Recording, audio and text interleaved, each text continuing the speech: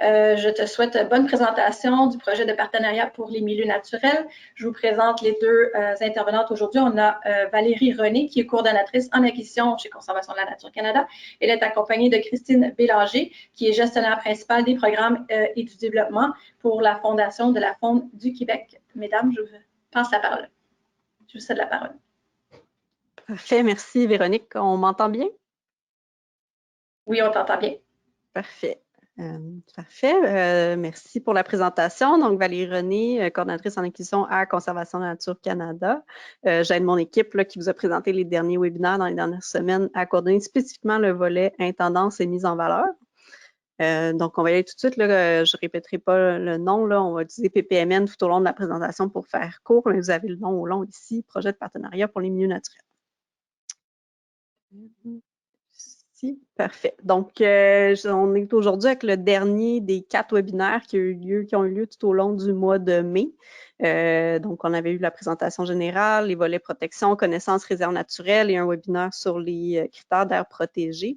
Donc, aujourd'hui, c'est spécifiquement pour le volet intendance et mise en valeur, mais je vous invite, si vous avez des questions pour les autres volets, à soit aller revoir les présentations qui sont disponibles sur le site du RMN, là, il y a toutes sortes d'informations très utiles là-dedans. Parfait. Donc, rapidement, là, au cas où il y a des participants avec nous qui n'ont pas eu accès, qui n'ont pas encore vu les présentations des dernières semaines. Donc, le PPMN, c'est une convention de financement établie entre le ministère de l'Environnement et CNC, Conservation de la Nature Canada. Puis, ça vise à établir des aires protégées en terre privée au Québec. Donc, on a les différents volets que j'ai déjà mentionnés, là, le volet protection, acquisition de connaissances, réserve naturelle et intendance, qui est celui qui nous intéresse aujourd'hui. Donc, c'est un programme qui, dans son ensemble, demande un appariement financier de 1 pour 1. Donc, on a des investissements de 40 millions, puis on vient matcher ça en bon français avec un autre 40 millions. Puis, ce qui est peut-être l'aspect le plus important, en fait, c'est que l'entente est entre le ministère et CNC, mais l'argent est accessible à l'ensemble des organismes de conservation du Québec. Puis, c'est vraiment l'objectif avec les présentations qu'on fait, c'est de vous rendre ça accessible le plus rapidement possible. Donc, le volet d'intendance, c'est quoi? C'est un montant global de 3,5 millions qui est accessible aux organismes partenaires, donc qui vise à soutenir les organismes de conservation qui sont propriétaires de propriétés privées ou de servitudes de conservation ou qui sont gestionnaires de propriétés privées protégées. On va en reparler dans une diapo suivante. Donc là-dedans, on n'est pas tout seul, évidemment. Là, il y a Corridor Appalachien, Nature Action Québec, le RMN qui nous aide, puis la Fondation de la Faune du Québec, là, avec Christine qui va prendre une partie de la présentation pour vous parler de leur implication. Donc, c'est vraiment pas... on est plusieurs là-dedans. Puis, je vais vous expliquer un peu là, comment ça va s'organiser, particulièrement pour le volet intendance. Donc, comment appliquer? Donc, ça va être construit un peu différent des autres volets. Premièrement, je vais passer une bonne partie de la présentation aujourd'hui à vous présenter un programme de financement qu'on ouvre directement avec Conservation de la Nature en collaboration avec le RMN. Donc, ça va être possible d'appliquer directement avec nous. Il y a aussi une bonification des programmes réguliers de la Fondation de la Faune du Québec pour certaines activités. Christine va vous le présenter. Et les membres affiliés de Corridor Appalachien peuvent faire les demandes également pour le volet intendance directement avec eux, là, comme c'est le cas pour les projets de protection ou de connaissance. Le critère commun pour tout ça, là, pour autant pour tous les volets, là, peu importe si vous êtes avec les partenaires, avec la Fondation de la Faune, puis pour tout le monde, c'est que l'intendance va se faire uniquement sur les propriétés qui rencontrent la définition d'une aire protégée au Québec au sens de la LCPN et qui peuvent être inscrites au registre des aires protégées du Québec. Donc, on va parler de réserves naturelles en milieu privé, de propriétés qui appartiennent à un organisme de conservation reconnu, puis dont le principal usage de la propriété, c'est la conservation, et les servitudes de conservation strictes qui vont être gérées par un organisme de conservation. C'est extrêmement important pour le volet intendance parce que c'est le premier critère que vous devez regarder pour savoir si votre projet est admissible, c'est sur quelle propriété se passe le projet. Puis si vous avez des doutes sur si votre propriété se qualifie comme ou peut se qualifier pour être au registre des aires protégées, je vous invite à aller voir le webinaire de mon collègue Louis Belzile qui a fait le 18 mai dernier.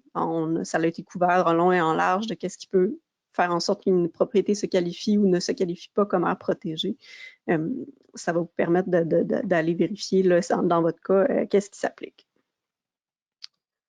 Donc, spécifiquement pour le programme en collaboration avec le RMN, mais directement avec CNC, je vais vous parler des critères. On va voir quelques exemples de projets admissibles. Puis après ça, Christine va vous présenter vraiment ce qui est admissible du côté de la Fondation. Donc, les dates en premier pour vous donner une idée de quel horizon de temps on parle. Je vous parlais qu'on voulait rendre les fonds accessibles assez rapidement. Donc, on va faire un premier appel de projet directement en juin. Ça va arriver très, très vite. On prévoit donner les réponses de cet appel de projet-là au mois d'août. Les dates vont venir, les dates précises vont être sorties la semaine prochaine, là, la date limite, là, mais ça risque d'être vers la fin juin, là, en fait, que vous allez, la date limite pour appliquer à ce premier appel de projet-là. Il va y avoir un deuxième appel de projet ensuite en janvier 2022, donc dans environ 6 mois.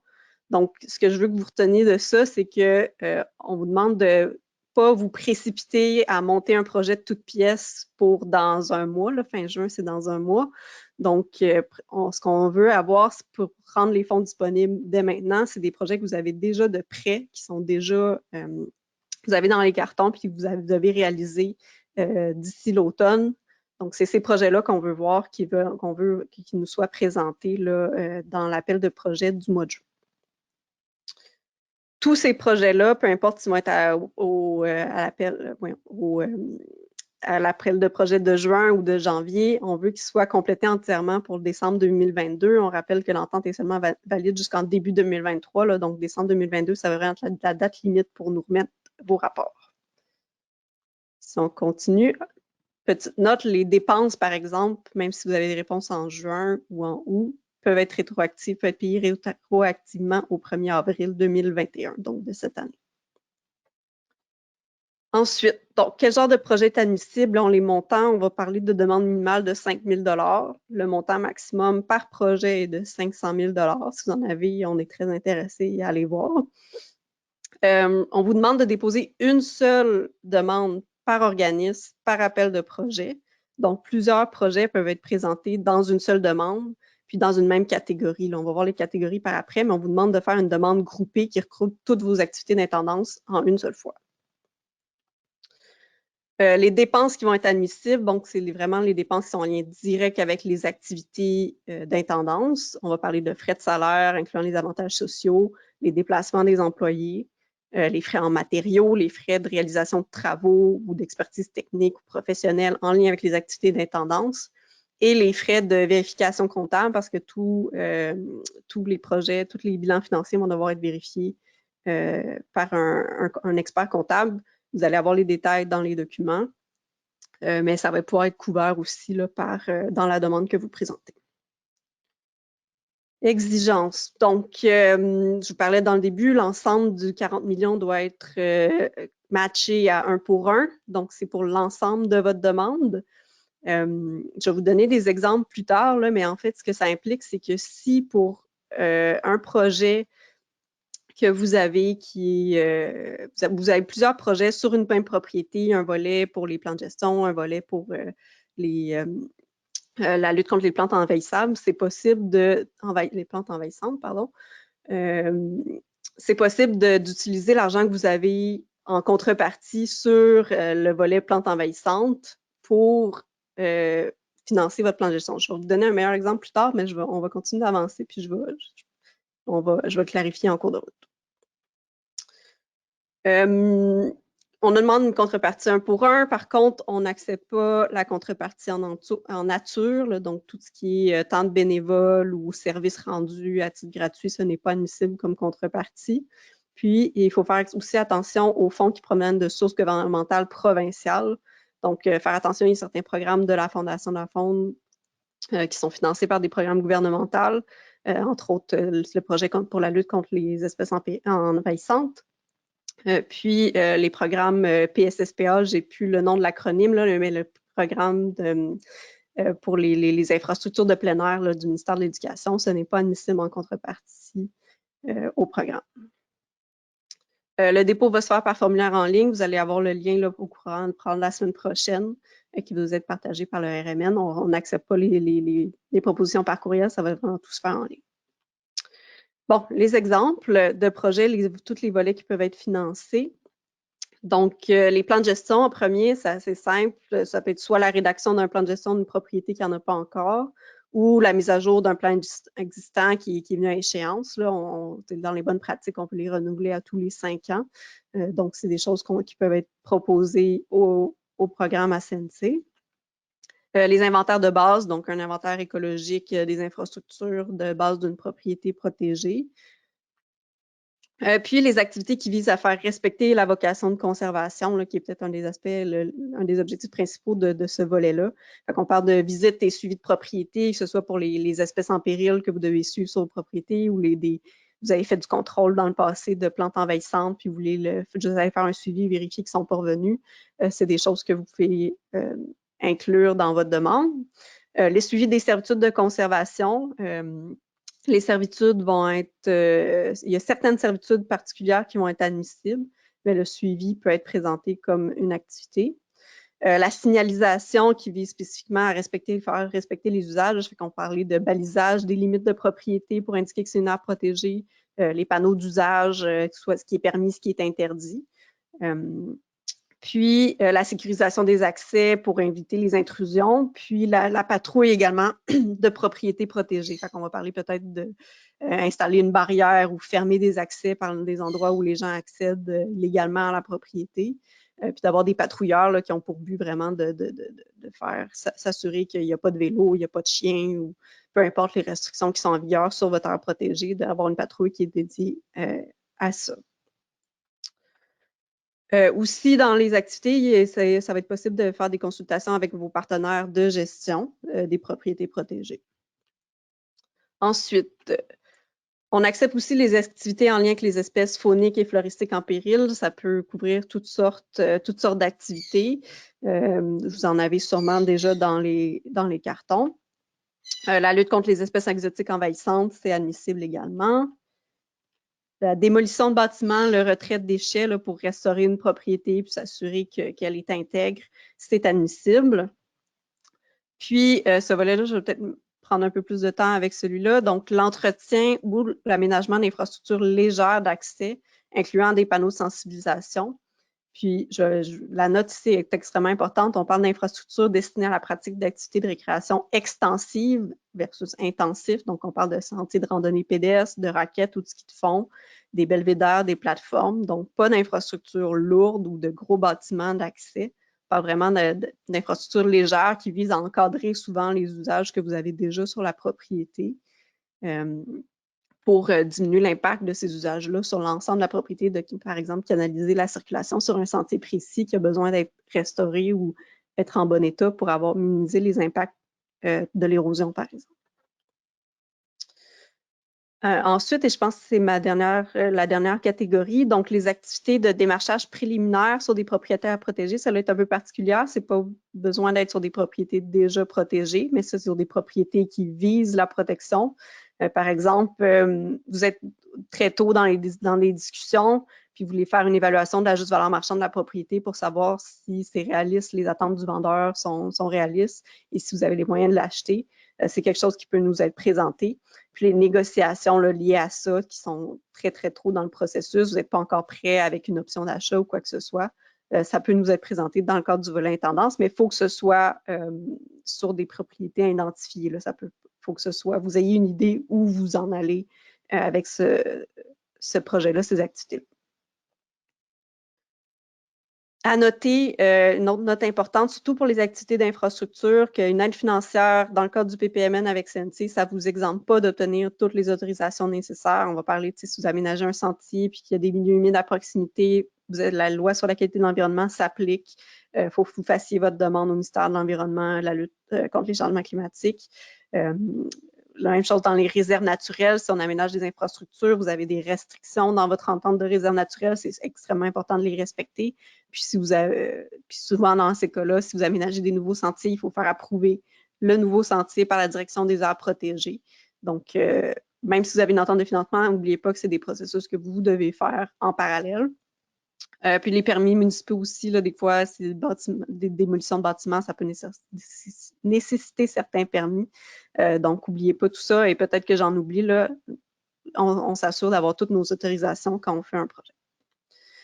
Je vous donne un exemple. Donc, vous êtes un organisme de conservation, vous êtes propriétaire d'une réserve naturelle. Donc, pour cette réserve naturelle-là, vous voulez nous présenter cette demande-ci. Vous voulez rédiger le plan de gestion parce que c'est une propriété que vous avez depuis un certain temps, puis vous n'avez jamais eu les fonds pour faire le plan de gestion. Bien là, c'est le moment, on peut financer la rédaction du plan de gestion de cette propriété-là. Vous avez aussi vous avez besoin d'aménager 500 mètres de sentier parce que il y a des gens qui passent un peu n'importe où, puis en créant un sentier, ça va vous permettre de canaliser cette circulation-là. Puis vous avez déjà eu l'autorisation des aires protégées. Mais vous aviez déjà aussi 5 km de sentier que là, eux, ils ont besoin d'entretien. Vous joignez ça avec demande. Vous voulez installer 2 panneaux d'interprétation sur les milieux qui sont présents dans votre réserve naturelle. Vous incluez ça dans la demande. Puis, vous ajoutez ça, une patrouille de surveillance qui va être là un samedi, à tous les samedis entre le mois de mai et le mois de novembre. Vous pouvez l'inclure. Puis, bon, les limites de la propriété n'ont jamais été complètement balisées. Bon, ben, faisons-le tant qu'à avoir des fonds disponibles. Achetons des panneaux, des balises, puis payons des gens pour aller les installer. Corvée de nettoyage des vieux déchets qui étaient là avant l'acquisition, puis là, vous n'avez jamais pu faire venir le conteneur pour pouvoir les sortir de là, ou le pick-up qui a besoin pour les sortir de là, ben, vous pouvez l'inclure. Puis, vous avez besoin de démolir un vieux bâtiment puis des cages de chasse qui étaient là aussi avant l'acquisition. Donc, tout ça, là, je vous dis, mettez plein d'affaires, mais il ne faut pas oublier que vous avez besoin d'une contrepartie 1 pour 1. Donc, vous, c'est merveilleux, vous avez une contrepartie de la municipalité puis d'entreprises locales qui, eux, sont prêts à mettre de l'argent pour entretenir les sentiers, aménager le nouveau segment de sentier. Puis, ça donne bien, l'entretien de sentier, c'est à peu près 50 de votre projet. Donc, servez-vous de ce levier-là, des partenaires qui financent, par exemple, l'aménagement et l'entretien de sentier, pour aller faire ce qui est plus difficile à faire financer, comme les plans de gestion, comme le balisage ou la démolition des vieux bâtiments. Donc, il y a moyen de faire un projet global, puis de se servir, quand vous avez un peu plus de contrepartie dans un des aspects, une des activités d'intendance, se servir du levier pour financer les autres activités plus difficiles à financer. C'est pour ça qu'on parle de vraiment aller présenter dans tous les volets qui existent, dans tous les volets qu'on vous présente, ce que vous avez besoin, puis de servir de l'un pour servir de match à l'autre projet. Si c'est pas clair, vous pourrez poser la question, puis on pourra en discuter là, par après. Et ma dernière diapo, donc juste pour répéter, les documents de l'appel de projet vont être en ligne en début juin pour une fermeture à la fin juin. Vous allez avoir les dates précises. Ça va être un envoi par courriel par le réseau des milieux naturels protégés aux organismes de conservation qui sont inscrits auprès d'eux. Donc, vous allez avoir les informations là, très prochainement.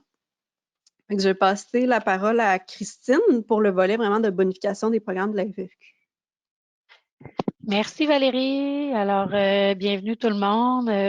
Bon, pas besoin de présentation. Véronique l'a très bien fait au début. Alors, moi, je veux juste vous présenter dans le fond qu'est-ce que la Fondation va prendre à titre un peu de responsable d'un des volets, deux des activités finalement principales dans le volet intendance. Alors, ça, pourquoi la Fondation va être en mesure de financer des projets dans ce volet-là. Alors, je vais vous expliquer, c'est assez essentiel à 2 points. C'est beau, ma chère Valérie, tu peux changer de diapo, merci. OK, alors Valérie vous l'a dit, c'est très important, toujours se rappeler que même dans nos programmes, le milieu doit vraiment le projet doit viser un territoire qui est considéré comme aire protégée ou qui se qualifie au sens de la définition d'aire protégée selon la loi sur la conservation du patrimoine naturel. Alors, c'est vraiment le critère de base. Donc, nous, à la Fondation, ce pourquoi on va vous aider dans le cadre de nos programmes réguliers, c'est les projets qui visent vraiment l'aménagement ou l'amélioration ou encore la restauration, mais toujours d'un habitat faunique. Et toutes les activités d'intendance ou d'aménagement qui sont en lien avec les espèces menacées, vulnérables ou encore susceptibles de l'être. Alors, c'est dans ces deux créneaux-là que la Fondation va pouvoir participer de son côté à recevoir des projets dans le cadre de nos programmes réguliers. Je vais vous rappeler tantôt quels sont les programmes dont on vise. Je vous donne ici des exemples de projets. Juste pour un petit peu plus clarifier là, ce pourquoi vous pourriez nous voir dans nos programmes. Par exemple, on peut parler de réalisation de travaux d'aménagement forestier dans un peuplement qui est à potentiel d'abri hivernal pour le chevreuil. Ça serait dans le programme Faune-Forêt. Je vous donne plein d'exemples ici, mais vous n'avez pas besoin de les prendre en note. C'est juste pour vous donner une idée que ça va être quand même assez large dans lequel vous pouvez faire une présentation chez nous.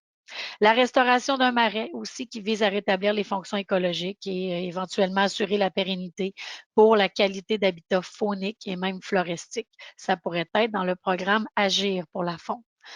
On voudrait réaménager un ponceau, restaurer des berges pour permettre une meilleure circulation, par exemple de la salamandre pourpre dans une réserve naturelle donnée. Ici, on a donné l'exemple de la réserve naturelle des Montagnes Vertes parce que c'est un projet qu'on a déjà en cours. Ça serait dans le programme Faune en danger.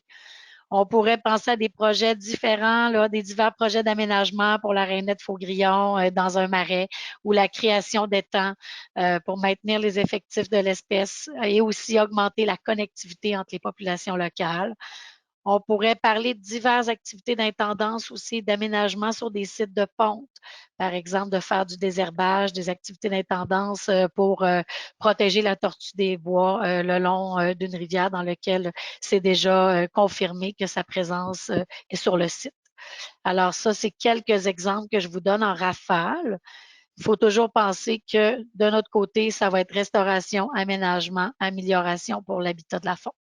Oui, la prochaine, Valérie. 3 programmes d'aide à retenir. Agir pour la faune, dont certains d'entre vous connaissez. On a 3 champs d'intervention dans le programme Agir pour la faune. On travaille le long des rives du Saint-Laurent. Pour la faune en déclin, donc la faune en déclin, c'est pas celle qui est désignée menacée ou vulnérable, c'est celle qui est susceptible d'être désignée, ou soit qui a un statut au fédéral selon la loi sur les espèces en péril, ou encore qui est en situation précaire ou en déclin aussi. Donc, on peut penser aux hirondelles, on peut penser à certaines chauves-souris, on peut penser aux projets sur les martinets ramoneurs, etc. On a un créneau aussi qui est pour la faune urbaine et le travail en collaboration avec des municipalités. Faune en danger, vous le connaissez peut-être sans doute, espèces désignées menacées ou vulnérables, on présente dans ce programme-là. Et faune forêt, ce sont les projets qui visent les boisés forestiers sur terre privée. Alors, important de retenir pour ces 3 programmes-là, vous allez avoir un document d'information qui est toujours en ligne, mais dans lequel il y aura une place spécifique qui va parler des activités admissibles pour le PPMN. C'est en train de se produire actuellement, donc ça va être en ligne très bientôt. Pour les dates de tombée, non, excusez-moi, c'est Valérie qui suit les diapos. Une petite note pour protéger les habitats fauniques. On veut juste, en complément de ce que Valérie a présenté, de notre côté, pour le volet intendance, qui serait intéressant, c'est que toutes les activités de démarchage dans les projets d'acquisition de plein titre ou de servitude dont vous allez présenter dans Protéger les habitats, mais qui n'auront pas abouti en fin de projet pour une raison ou une autre, en fait, la nouveauté, c'est que dans le cadre du volet intendance, il pourrait maintenant être soutenu. Donc, on pourrait vous aider à financièrement à couvrir ces dépenses-là, même si votre projet aura malheureusement pas abouti à la fin. Alors ça, c'était peut-être un petit astérix de côté, juste pour parler de protéger les habitats. C'est quelque chose de nouveau que le volet d'intendance va pouvoir nous apporter.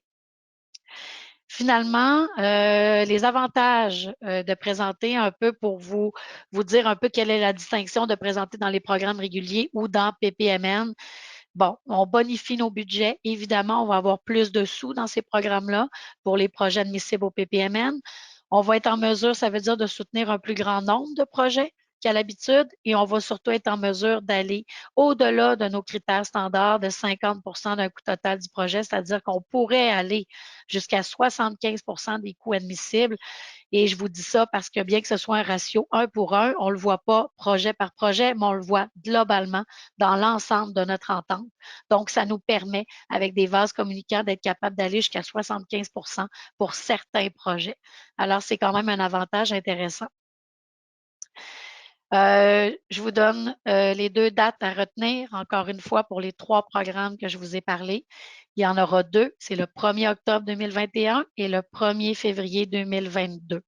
Évidemment, c'est possible qu'on lance une autre date de tombée si on voit qu'il y a encore des possibilités de soutenir des projets en cours de route. C'est sûr que vous allez tous en être informés. Pour l'instant, on reste avec ces 2 dates-là. Donc, 1er octobre cet automne, 1er février l'hiver prochain. Prochaine, ben en fait, un seul résumé, vous l'avez sûrement vu il y a 2 semaines. Je suis la personne ressource à qui vous pouvez parler n'importe quand pour ce qui est des projets du volet PPMN. Et on vous invite encore une fois à consulter les documents d'information puis les lire. C'est là que vous allez avoir des informations pertinentes dans nos programmes en lien avec le PPMN. Ça va se présenter sous forme d'annexe, fort probablement. Alors, ça va être en ligne très bientôt. On travaille là-dessus actuellement. Mais ce que je vous ai dit pour l'instant, c'est le cœur que vous avez à retenir et ça va être décrit dans chacun des 3 programmes d'aide. Alors, ça fait le tour de mon côté, puis je suis disponible pour répondre à toutes les questions. Merci. Merci beaucoup, mesdames. Je reviens avec vous. Super. Donc, à tous les participants, je fais l'appel. Si vous avez des questions concernant le volet géré par Fondation de la Faune du Québec ou le volet géré par Conservation de la Nature Canada, le volet Québec, je vous invite à les poser via la boîte de chat. Donc, je vous rappelle les dates. Donc, pour le volet CNC, on va faire un appel en juin, un autre en janvier prochain. Vos réponses devraient arriver vers le mois d'août et tous les projets doivent se terminer en 2022, tandis que pour le volet de la Fondation de la Faune du Québec, les appels devraient avoir lieu le 1er octobre, le 1er février et potentiellement une 3e date. Donc, on reste alerte, on reste à l'affût via les médias sociaux, entre autres du RMN et de vos organismes respectifs, bien sûr. Au niveau des questions, on va y aller avec une première question de Marie-Lou Bourdage. Je descends tranquillement. Laissez-moi un instant. Bon, on va y aller comme ça. On va y aller comme ça. Super. Donc, Marie-Lou demandait, est-ce que la contrepartie doit être déjà confirmée? Donc, lorsqu'on applique, vous avez mentionné que vos projets, on est mieux de travailler tous nos projets, les regrouper en une seule et même demande. Est-ce que les contreparties doivent être confirmées lorsqu'on applique? Idéalement, c'est sûr que oui. J'avoue que c'est pas une discussion que j'ai eue avec mes collègues, mais idéalement, oui. Mais je pense que si vous avez je vais peut-être demander à Karine ou si elle est sur la ligne. Apporter un élément de réponse, Ouais. mettons, Valérie, en complément avec la Fondation, comment on fonctionne. C'est sûr qu'on n'exige pas que ce soit confirmé, mais c'est sûr que c'est toujours mieux de l'être, évidemment. Là, s'il y a une date de tombeau au mois de juin pour CNC, ça risque d'aller très vite. Ça va être difficile d'avoir une confirmation de la contrepartie en 1 mois. Mais l'important, je pense qu'à la base, c'est d'abord d'identifier qu'il y a une contrepartie qui est déjà prévue et que vous avez approché ces autres partenaires-là. Et si même vous pouvez avoir une lettre d'intention qui dit ça fait du sens, on s'en vient avec une réponse, c'est encore mieux. Pour nous, à la Fondation, c'est pas une obligation, c'est juste très favorable au dossier. Je pense que ça va être similaire pour le côté de CNC, selon moi. Est-ce que vous m'entendez? Oui, Karine, si tu veux intervenir. Merci, Oui, Christine. c'est ça. Ben, effectivement, je pense que c'est pas obligatoire, mais il faut que vous ayez fait des démarches, il faut que vous ayez identifié des bailleurs de fonds potentiels. Ce qui va être important à savoir, par contre, c'est si vous n'avez pas reçu votre contrepartie à la fin, vous ne pourrez pas toucher les fonds PPMN. Donc, il faut être très vigilant là, dans nos demandes là, parce que c'est un engagement qu'on prend à aller chercher la contrepartie. Donc, lettre d'appui, lettre de contribution et demande faite auprès des autres bailleurs de fonds, je pense que c'est un essentiel. Merci.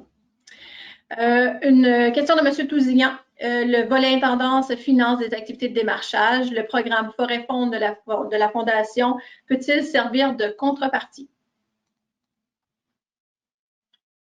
Christine, peux-tu nous dire Forêt Fonds s'il y a des fonds gouvernementaux?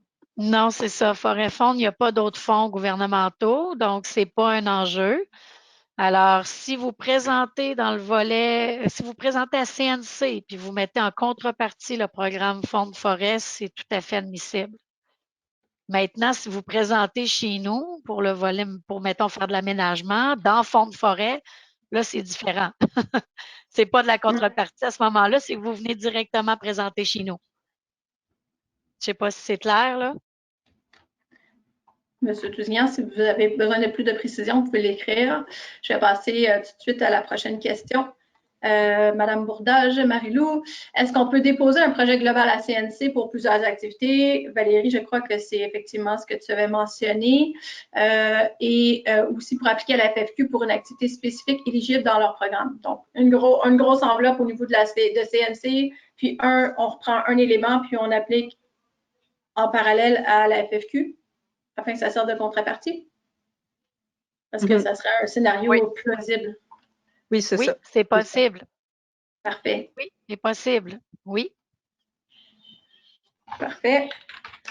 Ensuite, on a une question Il y a beaucoup de questions qui rentrent. On va y aller une à la fois. Ça ne sera pas long. J'essaie de ne pas en manquer.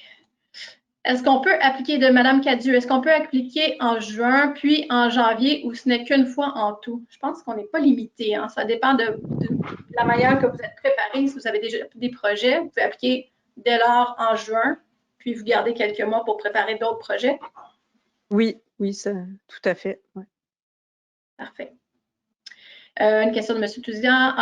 Il précise qu'il parlait de démarchage uniquement, visite, négo, cahier du propriétaire, etc.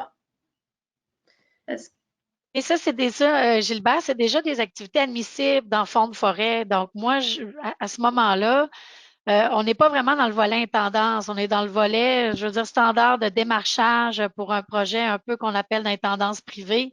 Donc, c'est tout à fait admissible de venir le prendre au complet chez nous dans Fonds de forêt pour peut-être pas mélanger là, les deux sources budgétaires. Si tout est admissible déjà dans Fonds de forêt pour le démarchage, continuer de cette façon-là dans Fonds de forêt. Parce que là, on parle d'intendance sur des aires protégées, mais qui ne sont pas du démarchage dans le but d'en arriver à des cahiers du propriétaire. C'est plutôt des activités d'intendance en lien avec les plans de gestion, la planification, le balisage, la surveillance des propriétés. Ça, c'est des choses que chez nous, on ne fait pas. C'est pour ça que CNC le reprend de son côté. Puis si je peux ajouter, en fait, c'est important de retenir que les cahiers propriétaires ne seront pas admissibles dans ce qui est présenté à Conservation de la nature. C'est vraiment à la Fondation de la Faune qu'il faut présenter ça. Par contre, l'ouverture que je présentais avec les évaluations de juste valeur marchande puis les négociations, c'est pour des projets qui ne seraient pas tout à fait prêts à aller être présentés à la Fondation de la Faune. Puis vous êtes vraiment plus tôt dans la négociation, puis vous voulez vraiment savoir où vous pouvez aller. Puis que ça fait un projet, vous avez juste besoin de la juste valeur marchande pour débloquer. Bien, ça, c'est plus le genre de projet qu'on veut recevoir. Donc, parce que nous, la différence, c'est qu'on paye un rapport de juste valeur marchande, mais dans un projet global d'acquisition à lequel on veut la finalité. On ne sera pas là pour financer seulement un rapport de juste valeur marchande. Pour nous, ce n'est pas un projet complet. Donc, c'est là que CNC vient compléter ce que nous, on ne fait pas avec ce nouveau financement-là. Donc, on rappelle avec je peux me permettre d'ajouter un petit truc peut-être pour les organismes. En fait, là où ça deviendrait vraiment profitable pour un organisme d'appliquer à CNC pour du démarchage, c'est que si vous avez une panoplie d'activités à faire financer dans les volets de CNC, puis que là, vous avez une propriété aussi que vous êtes en train de négocier, puis vous auriez juste besoin de faire financer une évaluation, là, ça serait profitable d'aller à CNC. Mais si ça fait partie d'un grand projet global de démarchage, clairement, c'est mieux d'aller avec la FFQ pour ce genre de projet-là. Là. Parfait. Est-ce qu'il y avait d'autres points, Christine, que tu voudrais ajouter? C'est bon? Non, ça va. C'est bien. Je crois qu'on a pas mal répondu à la question de M. Tanguy. Je vous la pose quand même au cas où. Est-ce qu'on peut déposer 2 demandes à l'intérieur d'un programme FFQ, un dans le volet régulier et un dans le volet PPMN?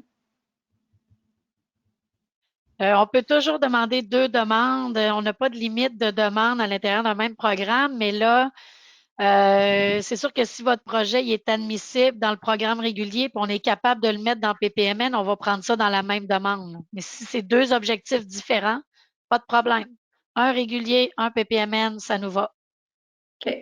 Est-ce que lorsque les gens vont appliquer pour les programmes, est-ce qu'ils vont devoir comme clairement spécifier, ben moi j'applique à un, j'applique à l'autre, ou c'est vous que à la lecture des demandes, vous allez peut-être suggérer de passer un dans un programme versus un autre? Donc la compréhension des fins détails n'est peut-être pas nécessaire pour les organismes comme tels. La question est super bonne, Véronique. Là, ça va vraiment être notre travail de notre côté. Okay. Oui, on aimerait ça que les promoteurs, bon, on dit les promoteurs, mais vous, les organismes qui allez déposer des projets, on voudrait que vous identifiez que vous le visez pour le PPMN. Mais c'est vraiment notre travail de notre côté de s'assurer qu'il est admissible et on va le rentrer là où il faut. Alors, c'est un travail à deux un peu, mais je pense qu'on a une grande responsabilité de notre côté. Donc, si ça passe pas, on va vous le faire savoir aussi. Comme ça, l'aide peut être un petit peu plus à la baisse ou selon nos programmes standards. Mais c'est le gros de notre travail. Merci, Christine. Une question de M. Tanguay pour terminer. Une idée de quand la nouvelle mouture des programmes FFQ sera disponible? En fait, la mouture va être la même, c'est juste qu'on va rajouter un annexe PPMN pour les programmes d'acquisition, c'est déjà fait. Mais effectivement, pour les programmes réguliers, 3 programmes que je vous ai parlé, ça va être au cours des prochaines semaines. J'admets que maintenant, je ne suis pas capable de vous donner une date, puisque la date de tomber est le 1er octobre et non pas avant. Mais je vous dirais que d'ici au cours de l'été, je dirais que d'ici un mois et demi, ça risque d'être vraiment en ligne. Pas plus tard que ça.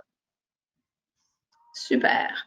On passe à une prochaine question de Mme Lefebvre, une longue, je vous la lis. Nous sommes gestionnaires de sentiers, c'est un cas particulier. Donc, nous sommes gestionnaires de sentiers dans la réserve naturelle des Montagnes Vertes. Nous aurions besoin de beaucoup plus de patrouilles au Round-Top que vous connaissez peut-être, qui est un site de nidification pour la grippe de Bignel, qui est une espèce en péril. C'est un attrait touristique aussi pour la réserve naturelle, qui est protégée aussi par CNC, gérée par ACA. Nous autofinançons l'essentiel de nos activités à plus de 80 %, mais sommes dépassés par l'afflux des randonneurs. Ça me dit quelque chose. On a parlé de l'achalandage au rendez-vous RMN du mois de mai, je crois. Nous avons imposé un quota. Pouvez-vous nous aider pour gérer cette fréquentation qui réduit nos revenus autonomes pour aider la grive? Bonne question. Est-ce que ça rentrerait dans le volet protection, dans le volet surveillance? Oui, c'est ça. C'est effectivement de l'activité d'intendance qui sont admissibles. Par contre, ce cas particulier-là, c'est mentionné dans le commentaire, c'est avec Corridor Appalachien. Oui. Il faudrait vraiment passer par Corridor Appalachien pour avoir accès au financement additionnel là, pour gérer et puis patrouiller ces sentiers-là. Mais oui, c'est le genre d'activité qui est admissible d'augmenter le nombre de patrouilles, oui. Mais dans ce cas particulier très précis-là, il faut parler à Corridor Appalachien. Et un petit rappel aussi, les autres volets qu'on a présentés durant les sessions précédentes aussi, lorsque ce sont des organismes qui travaillent en collaboration avec, ou sous le chapeau, ou travaillent avec collaboration avec Corridor Appalachien, eux vont gérer et redistribuer le financement à leurs membres et collaborateurs. Parfait. Ensuite, je passe à la prochaine question. Stéphane est actif aujourd'hui. Quels sont les programmes FFQ qui ne sont pas financés par des fonds provinciaux outre Forêt Faune? OK. Je vais peut-être y aller plus par les programmes FFQ qui sont financés par les fonds gouvernementaux. Là. Il y a les plantes exotiques envahissantes. Donc, c'est pour ça qu'on ne vous en a pas parlé aujourd'hui. On laisse ce volet-là à CNC. Il y a le programme de conservation du lac Saint-Pierre. Et c'est nos deux principaux, là, je vous dirais. Le fonds des municipalités, c'est complètement autre chose. Donc, fonds de forêt, agir, fonds en danger, c'est ceux que je vous ai présentés. Il n'y a pas de fonds gouvernementaux dans ces programmes-là. Alors, c'est vraiment pas un problème. Protéger les habitats, c'est la même chose, à part le volet PPMN qu'on travaille avec le RMN puis avec CNC en ce moment. Donc, retenez que les 3 que je vous ai présentés, ils n'ont pas de fonds gouvernementaux. Parfait, merci. Ça a été fait. Ensuite, qu'est-ce qu'on a comme autre question? J'y vais.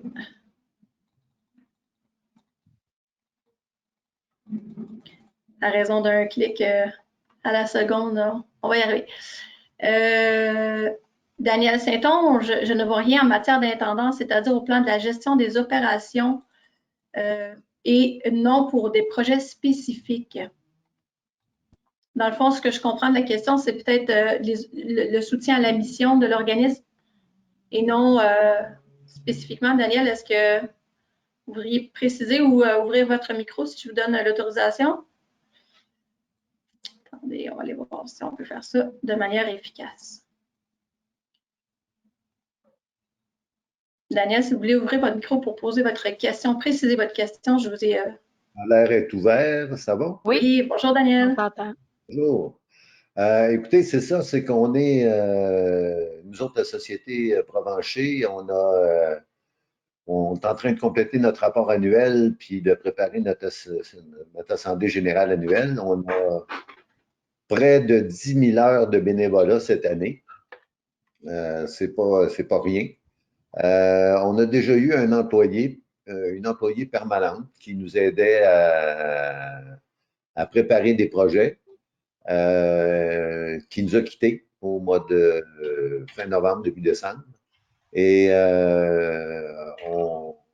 les bénévoles, donc, bref, peuvent faire bien des choses, mais à un moment donné, c'est épuisant un petit peu. On ne veut pas perdre nos bénévoles, on veut les encourager à cet égard-là.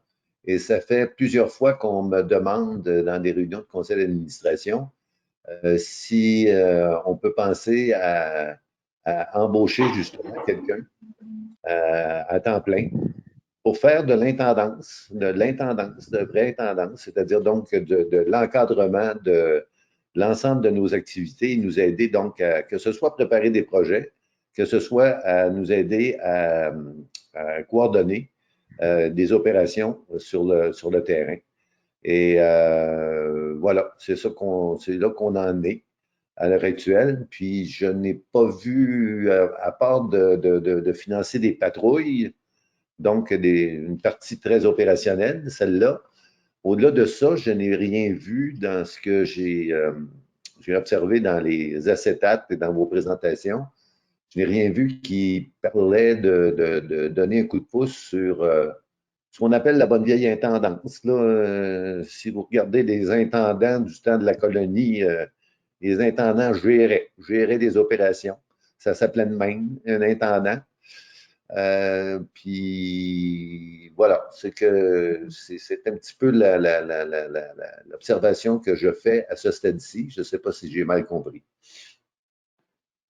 Je peux y aller, oui. Donc, en fait, c'est quand même une question complexe, là, mais dans le fond, ce qui est important de retenir, c'est que tous les exemples d'activités qui ont été présentés, les frais de ressources humaines liés à ces activités-là sont admissibles. Donc, si ça pouvait faire partie d'un montage financier, d'avoir un contrat, je ne connais pas exactement ça. Vous avez donné quand même des exemples, je ne veux pas trop m'avancer, mais dans le sens que ça pourrait aider à financer le salaire d'un employé qui vous aiderait à faire toutes ces activités-là pendant la durée de l'entente. Donc, c'est sûr qu'il faudrait que ça ne pourrait pas s'étaler au-delà de décembre 2022, mais ça serait possible de donner un contrat ou d'avoir quelqu'un qui vous aide à réaliser ça, qui travaille sur les plans de gestion, qui travaille à organiser les activités de nettoyage, de lutte contre les plantes envahissantes. Donc, c'est des frais qui peuvent être remboursés. Par contre, il faut faire attention, par exemple, si cet employé-là aide à organiser l'Assemblée générale annuelle, ça, c'est pas du temps qui peut être financé, malheureusement, par le PPMN.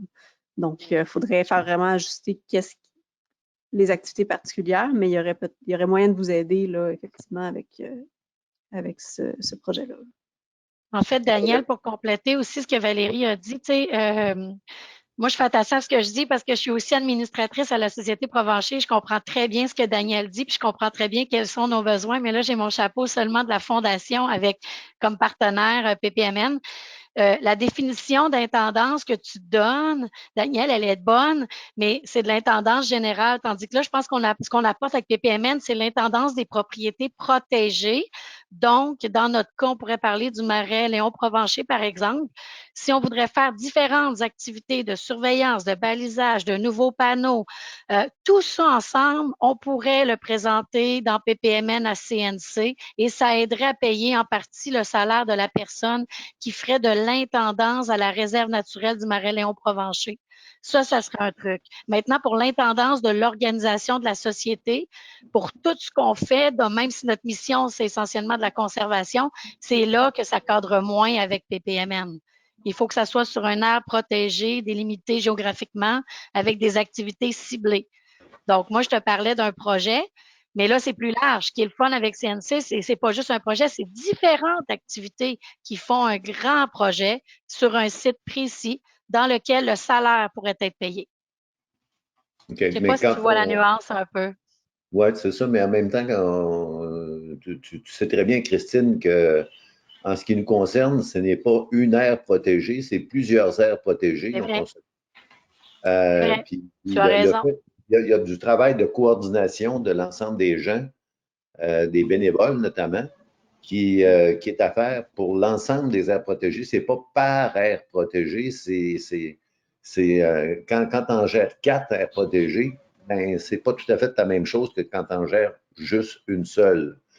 Il y a donc un travail clérical qui est important à cet égard-là.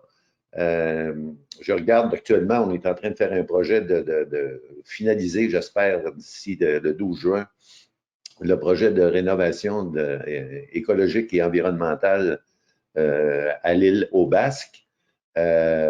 Puis on a des partenaires financiers qui nous aident à cet égard-là.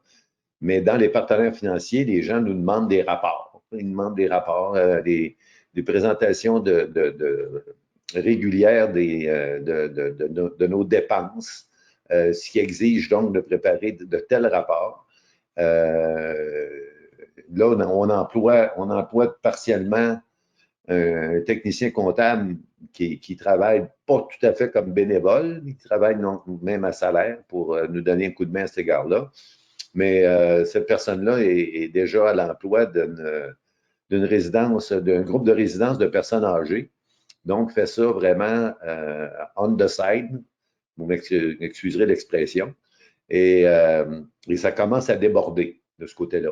Et en conséquence, on cherche à avoir un coup de pouce pour justement toute la question du support administratif qui ferait en sorte que nos bénévoles puissent se concentrer sur les projets et moins sur la reddition de compte de ces projets-là au plan opérationnel qu'on nous exige du côté de nos bailleurs de fonds à cet égard-là.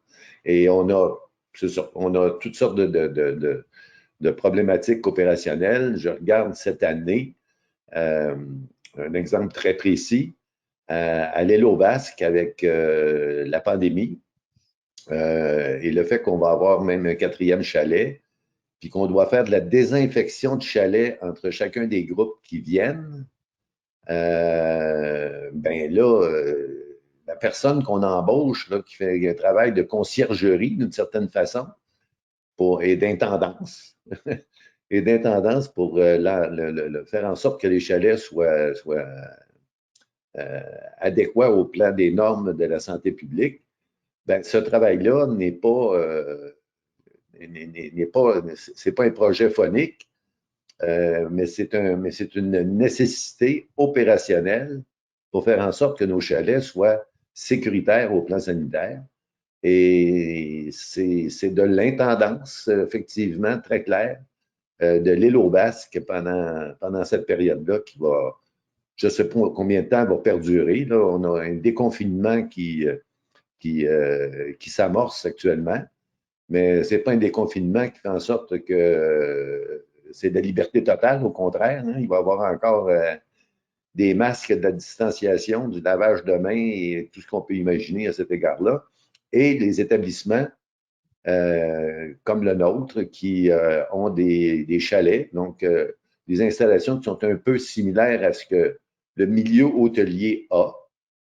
Et le milieu hôtelier a de l'assistance financière pour embaucher du monde, pour faire plus de nettoyage, plus de ménage, et ainsi de suite. Et je ne vois rien dans le programme dont vous parlez qui permet justement des travaux d'entretien qui sont essentiels en cette période de pandémie pour faire en sorte que nos aires protégées soient ouvertes et sécuritaires. Monsieur Saint-Onge, je vais retourner la question à Mme René. Est-ce que c'est quelque chose qui rentrerait dans ce genre d'activité-là d'entretien essentiel en ce moment et obligatoire, en fait? En fait, malheureusement, la réponse, c'est non. Le projet vise vraiment à les infrastructures légères d'accès. Je les ai mentionnées tout à l'heure, vraiment, ce qu'on parle de sentiers pédestres, de sentiers de ski de fond ou de raquettes. Là. Fait qu'on prend vraiment d'infrastructures légères. Un chalet, c'est plutôt une infrastructure lourde. Il faut se rappeler que le programme, l'objectif, c'est vraiment d'aider nos aires protégées. Donc, l'objectif, c'est de faire de l'entretien qui va nous aider à mieux protéger nos milieux naturels. Donc, le chalet, malheureusement pas, c'est pas une activité de conservation, c'est pas une activité qui... c'est une activité qui sort du cadre, là.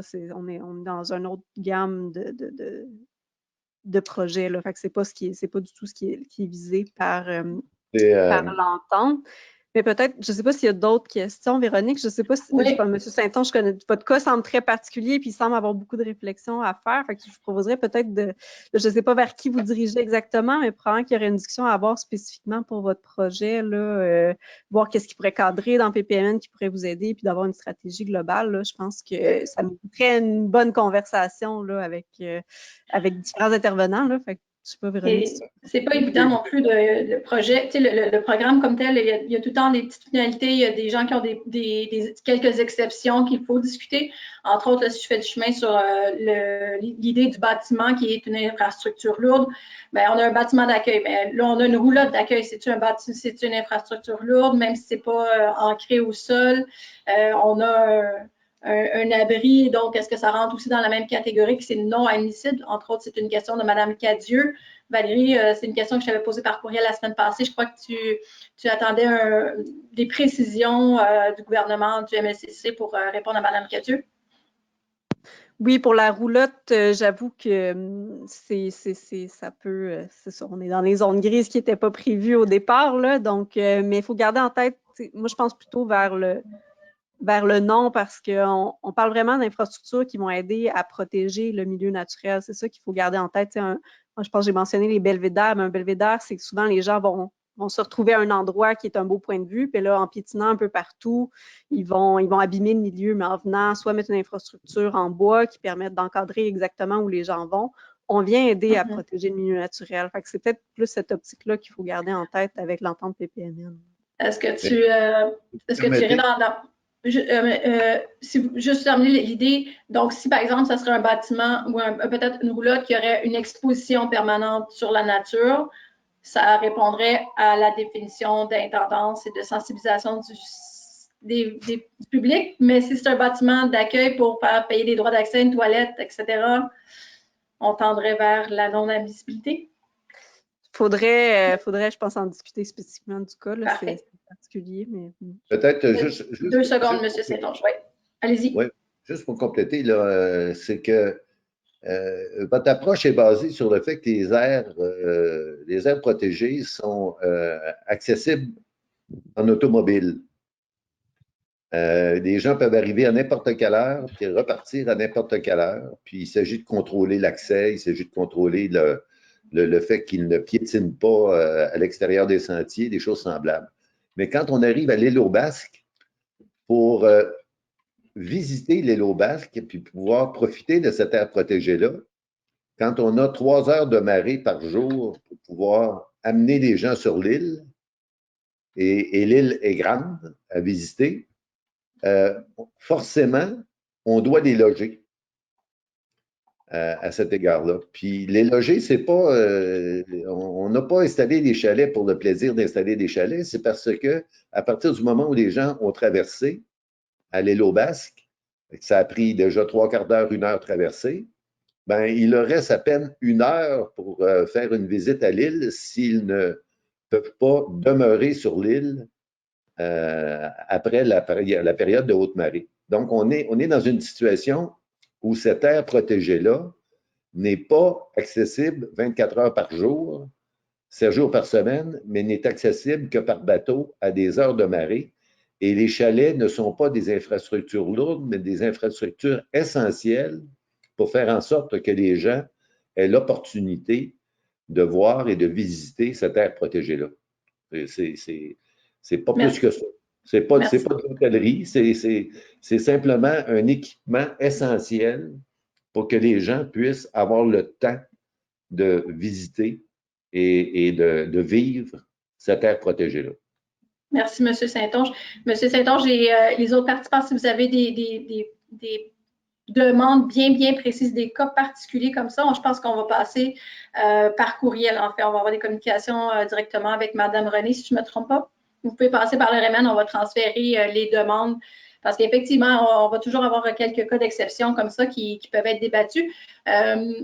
Valérie, si on a des cas comme ça, est-ce qu'on peut, ou même la question s'adresse à Christine, est-ce qu'on peut vous faire une demande d'assujettissement avant de déposer un projet? Est-ce que vous pouvez faire comme une première vérification ou la lourdeur de la chose, de la tâche, puis le nombre de demandes qui vont aboutir sur vos bureaux, c'est juste trop? Moi, je laisse la réponse à Valérie parce que l'entente est issue de CNC avec le ministère de l'Environnement. Nous autres, on est comme en arrière-plan, hein? Fait que je peux pas m'avancer, c'est CNC qui va devoir regarder de son côté. Valérie, ton micro, s'il vous plaît. Merci. Excusez-moi, je vais pas avoir les bruits de fond. Il y en a toujours un. Il y en a toujours, c'est ça, c'est moi cette fois-ci.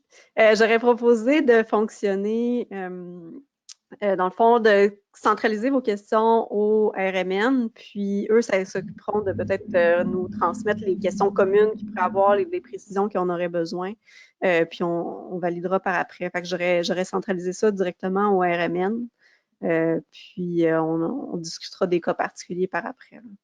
Donc, vous allez me contacter. C'est pris en note, M. Saint-Onge. Parfait. Merci. Je ferme votre micro, M. Saint-Onge. Je vais passer à une question de Martine Ruel. Une bonne question qu'on a mentionné tantôt, les différents programmes de la Fondation.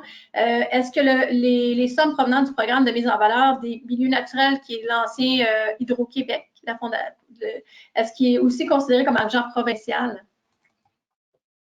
Christine? À Hydro-Québec, il est vraiment pris à part, mais non, c'est pas de l'argent provincial. C'est une bonne question. Hydro-Québec, c'est considéré un peu comme ce programme-là a ses propres fonds privés. Ça vient de la Fondation Hydro-Québec. La Fondation n'existe plus, n'a plus d'activité, mais l'argent provient encore de la Fondation Hydro-Québec. Et ça, c'est un programme que je vous ai pas parlé parce qu'on vient pas mélanger les activités de mise en valeur avec, en contrepartie, le programme Hydro-Québec. Pour nous, on veut pas mélanger ces deux choses-là. Donc, si vous voulez présenter du côté... il pourrait être utilisé s'il est présenté du côté de CNC. Ça peut être en partie, de la contrepartie, le programme Hydro-Québec, c'est pas considéré comme des fonds gouvernementaux. Mais nous, on vous invite pas à présenter des volets dans le cadre de ce programme-là.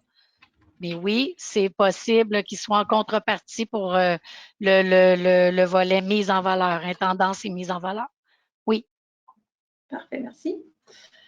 Une autre question, on a quand même encore quelques questions à passer. Marie-Lou Bourdage, annonce pour le FPOC. Bon, je vais le faire tantôt. Message d'ordre général. Madame Ross, question. Je vois beaucoup de remplissage dans les zones humides dans notre région. Je contacte qui pour arrêter le remplissage interdit? Je vais vous revenir, Madame Ross, tout simplement en message privé, puisque ça c'est pas en lien avec le programme en ce moment. Monsieur Tanguay, un terrain dont l'acquisition a été financée par le PPMN, mais qui n'est pas encore réserve naturelle, donc pas encore inscrit au registre, peut-il se qualifier pour les fonds d'intendance PPMN? On avait dit ce qui est défini comme aire protégée ou en devenir. Donc, on encadre par le registre, par le répertoire du RMN, si je ne me trompe pas, vous pouvez confirmer? Oui, ben, si le projet se qualifiait pour une acquisition par PPMN, il est certainement admissible pour le volet intendance PPMN aussi, oui. Parfait. C'est ça, pour rappeler, l'aire protégée n'est pas obligée d'être désignée officiellement une réserve naturelle. Elle peut être en devenir ou elle peut simplement être tout simplement admissible au registre des aires protégées du Québec. Elle n'est pas obligée d'être désignée une réserve naturelle. Pour autant qu'on réponde aux critères. C'est ça. Parfait. Est-ce qu'il y a un programme pour protéger les ours, les orignaux et autres animaux, excusez-moi, c'est pas drôle, mais je trouvais ça drôle, proches à disparaître à cause de la chasse et du développement des routes? Est-ce qu'il y a des programmes qui sont pour protéger la faune peut-être qui n'est pas en péril? Christine? Excusez-moi, j'ai pas bien compris la question. Oui, j'essaie de lire et d'interpréter la question en même temps. Donc, est-ce que de la Fondation de la Faune du Québec, des nombreux programmes, la personne demande la question, est-ce qu'il y a des programmes des programmes de soutien financier pour protéger d'autres animaux que les espèces en péril, comme par exemple des ours, des orignaux, etc., Absolument. qui sont proches de disparaître à cause de la chasse ou du développement de routiers? Donc, il faudra aller voir sur votre site Internet, puis il y a la description d'ailleurs de tous les programmes existants à la Fondation de la Faune du Québec. Vous les avez tous sur le site de la Fondation, bien décrits, avec les critères d'admissibilité. Vous avez vos formulaires aussi enregistrés sur votre site. Véronique, on va t'engager. Je peux pas en dire plus. Oui, c'est ça, mais on vise toutes les espèces fauniques sauvages du Québec. Fait que si on parle plus nécessairement de PPMN pour les aires protégées, on travaille à différentes échelles pour toutes les espèces fauniques sauvages. Donc, oui, l'ours noir, oui, les espèces à grand domaine vital, le lynx, le tétra du Canada, peu importe. On vise toutes les espèces fauniques. On a 14 programmes d'aide financière là, au total. La présentation aujourd'hui s'adresse par rapport au projet de partenariat pour les milieux naturels. Donc, on parle plus de protection de sites de milieux naturels, mais s'il y a des programmes qui peuvent aider spécifiquement certaines espèces, on va passer par la Fondation de la Faune du Québec. Parfait.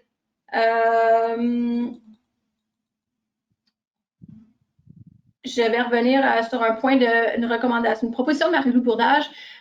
Effectivement, ça a sorti ce matin ou il y a quelques jours là, que les demandes pour les petites subventions du Fonds pour les organismes de conservation, qu'on appelle communément le FPOC, ont été annoncées. Donc, elles vont être acceptées à partir du 1er juin. Donc, c'est du financement provenant du gouvernement fédéral, donc qui peut être utilisé en contrepartie à vos programmes. Et dans ce programme-là, des petites subventions, ça va jusqu'à de 5 000 à 30 000 si je ne me trompe pas.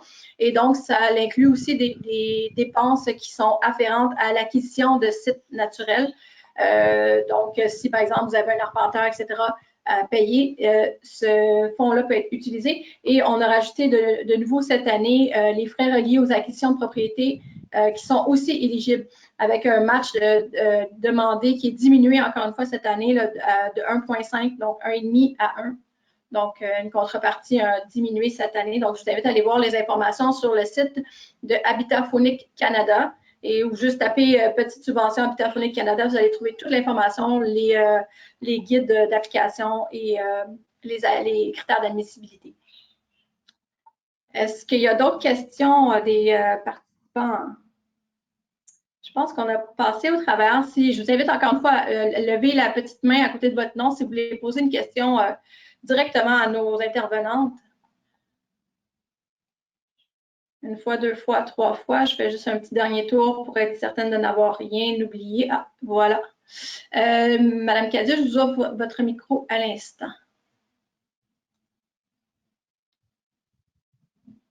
Un instant. Ne touchez à rien. 2 secondes, Madame Cadieux. Je vous ouvre votre micro.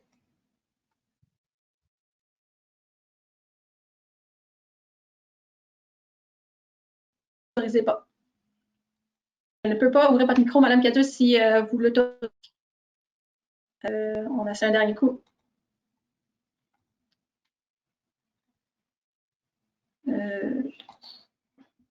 On va se donner un petit 2 secondes. Voilà, Madame Cadieux. Est-ce que vous nous entendez?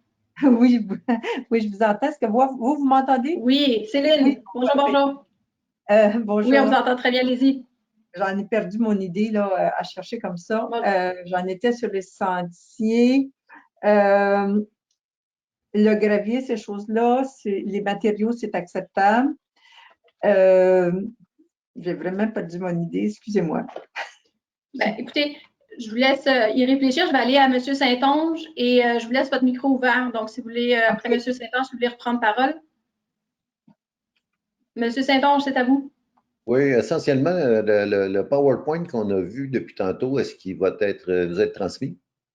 Oui, vous allez recevoir par courriel les liens pour aller voir le PowerPoint ainsi que l'enregistrement qui vont être disponibles sur la chaîne YouTube publique du RMN. Donc, vous allez recevoir par courriel, puis aussi les dernières sessions qu'on a enregistrées qui sont aussi disponibles dans la même bibliothèque YouTube. Donc, vous pourrez aller les voir. Si vous ne trouvez pas sur YouTube, allez directement sur le site du RMN. Dans notre calendrier d'activité, vous allez cliquer sur la session, même les sessions antérieures, et vous allez trouver les liens pour aller jusqu'aux enregistrements. C'est disponible en tout temps. Merci. Et gratuitement, pas de problème. Merci, M. Saint-Onge. Madame Cadieux?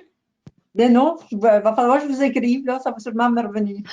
On est disponible.